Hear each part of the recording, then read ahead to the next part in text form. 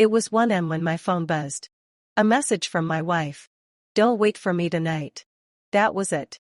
No explanation. No location. No sorry.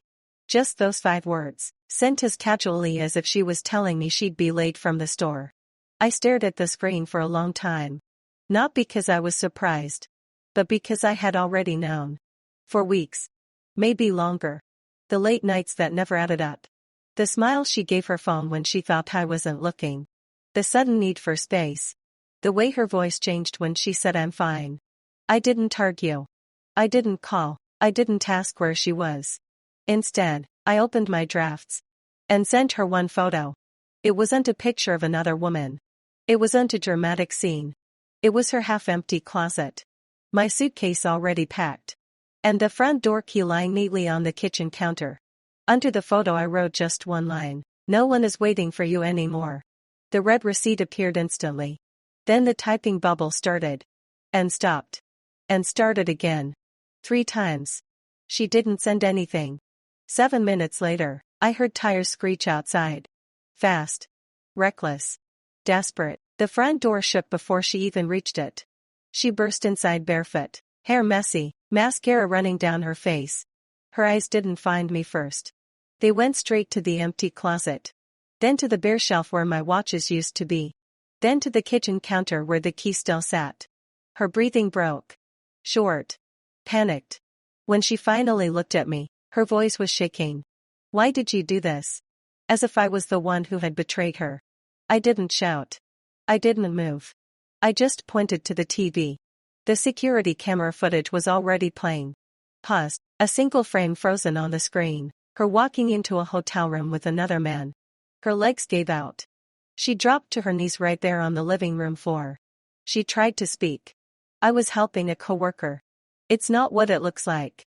I can explain." Each sentence sounded smaller than the one before. I didn't interrupt. I didn't argue. I just said, "You made your choice. I'm making mine now." She looked around again and finally understood. The closet wasn't the only thing empty. My important papers were gone.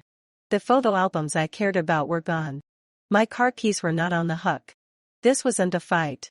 This wasn't a warning. This was the end. She crawled across the floor and grabbed my hand. "Please. Please don't leave. I messed up. I know I did. Just talk to me." I felt nothing but tired. Then came the words she never wanted to say out loud. It was just once. She stopped. "Okay." Twice. But it didn't mean anything. She said his name was just a friend from work. That she felt neglected. That she was confused. Every excuse I had already heard in my head for months. I stood up. I walked to the hallway. I rolled my suitcase out. The sound of the wheels on the floor broke something inside her. She threw her arms around my waist, sobbing. "Don't leave. Don't leave me like this. I love you. I'm sorry. I'll fix everything. But sorry after the damage is done." Feels like a fire alarm ringing after the house has already burned. Before I walked out, I placed one last thing on the coffee table. A printed hotel bill. Her name and his name side by side. She stared at it like it was a death sentence. I told her quietly, "I'm not leaving because I'm angry. I'm leaving because love without loyalty is just suffering dressed up as hope. And I'm done suffering." She tried calling her sister, her best friend, her mom. No one answered at 2 a.m. For the first time in a long time. She was completely alone with what she had created. I walked out the door.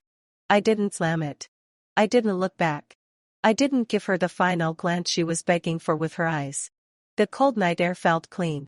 Like I could finally breathe again. My phone started buzzing minutes later. Her calls. Her messages. One after another. All the panic she used to put me through was finally hers.